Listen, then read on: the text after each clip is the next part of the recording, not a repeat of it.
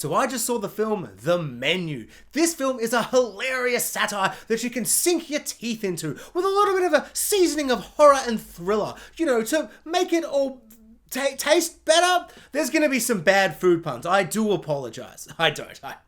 I relish the opportunity. Like the food relish. The film is about a couple who visit a remote island in which on this island there is the most elusive restaurant that there ever was, run by the greatest chef that ever was. Imagine Gordon Ramsay, but more famous than Gordon Ramsay, if you could possibly conjure such a chef into your mind. That is this movie's chef. And this chef is played by none other than Voldemort himself, Ralph Fiennes.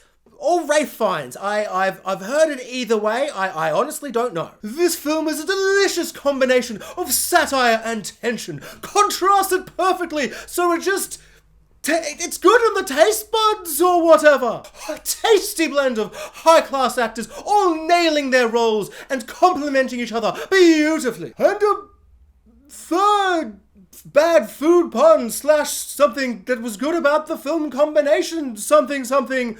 The red wine at the end of the meal with the third act, it all comes together in your mouth or something. That's the end of the food puns. I'll talk about the movie now. I'm so sorry. I'm not sorry. I just had so much fun then. I was driving home just being like, oh my God, I'm just going to think of so many food puns and they're all going to be just the worst. This film is about high-class, fancy-pants chefs and the whole elitist culture. There's an interesting discussion throughout the film about class divide and the elitist and the kind of, you know, the everyman that can't go to these fancy-pants restaurants, and just this interesting level of, like, critics. Like, you've got your big high fancy critics, your little YouTuber guy, your Yahoo critic, and just like a fanboy foodie. Like, there's just so many different elements of all these little things going on. There's a really interesting theme I didn't think the film would be tackling about, like, one's lost passion for the art they're like pursuing, and they've, you know, spent their whole life with this one purpose, this obsession of this art. In this case, it's food, and like what happens when you lose that passion, which I found like really compelling and quite surprising in a film that I thought was going to be one thing, but then it turned out to be that thing, but also more. There's a scene involving Nicholas, the boy from About a Boy, but now he's all grown up, Holt, in which he has to prepare some food and do a bit of a cooking scene, and that scene really spoke to me. I think it was one of the most effective scenes of the whole movie, because it had this really interesting layer where I went, oh, this film is about food and chefs and chef culture and the elitist thing and this and that and reviewers and all this stuff.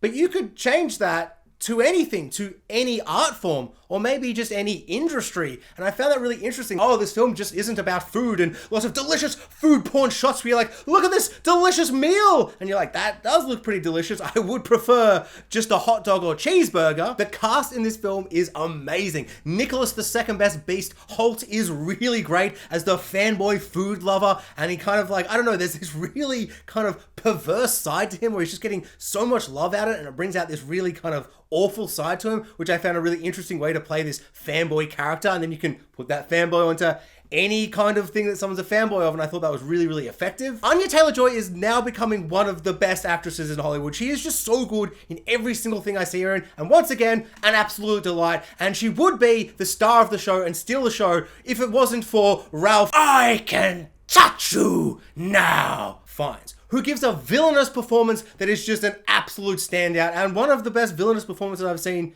in a very long time, because it doesn't play out like a traditional kind of villainous role. It's quite subtle, and there's just this weird, intense malice and threatening vibe around him in a way that you don't see from like a typical villain. And it's not really a typical horror film. I wouldn't even really call it a horror film. It's kind of been marketed that way. He plays a chef who's slowly kind of unraveling throughout the film. There's a subtle kind of villainous, deranged vibe he's giving off, but he's also in command of all his other chef acolytes, mini chefs, sous chefs, other chef. I only know sous chef. I've only watched a little bit of Gordon Ramsay, something, Hell's Kitchen / I'm a madman in the kitchen and I swear. I don't know, little boy chefs, side chef, junior chef. I don't know what they're called. All the other chef underlings, his subordinate chefs, they've all just like kind of caught under his spell. And it's this really hyper, dramatic, stylized version of a restaurant, and a high pressure,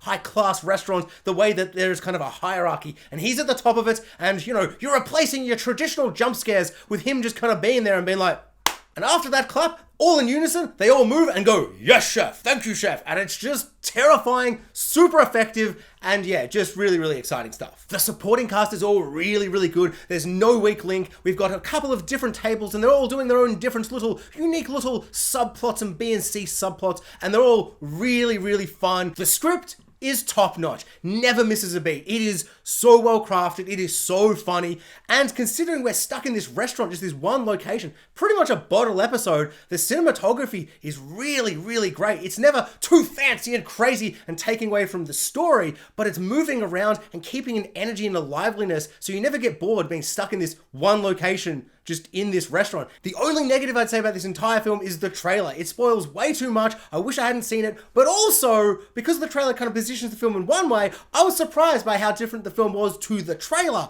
but I just kind of wish I'd known nothing about it. Just know they go to a restaurant and it's a wild, fun, crazy time. So bloody grab your fancy knives and forks. Yes, the fancy silver ones. Put those bloody plastic ones away. Put your kids' plastic knives away. Just chuck them in the bin. Grab your fancy silverware and dine out on the menu. Thanks for watching, guys. Like, subscribe, hit the notification bell, and comment below. I'd love to know what everyone thought of the menu.